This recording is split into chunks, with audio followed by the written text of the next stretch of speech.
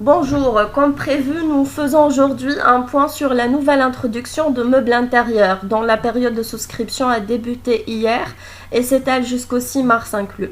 L'IPO est proposé à un prix de 5 dinars 200. Nous pensons que ce niveau de valorisation laisse peu de marge au titre de s'apprécier sur le marché secondaire. En plus, l'opération offre un faible flottant, ce qui représente un deuxième handicap à nos yeux.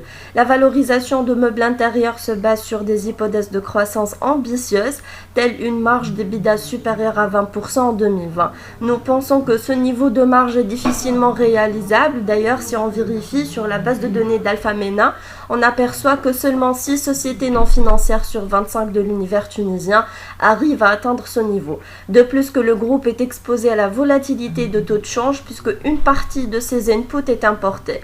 Autre point lié à la méthode du DCF, cette dernière se base sur des hypothèses de transformation d'EBITDA en CFO très ambitieuses.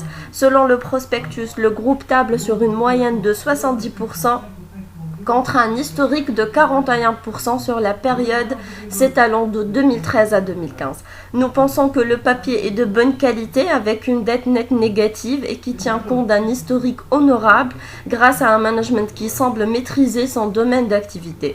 Pour conclure, nous ne sommes pas à l'achat et nous pensons qu'une éventuelle baisse du titre serait un point d'entrée beaucoup plus intéressant.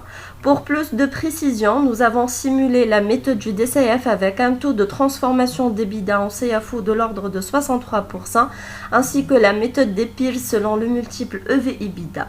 Une petite note est disponible sur demande. N'hésitez pas à nous contacter si vous avez des questions. Je vous souhaite une agréable journée et bon travail.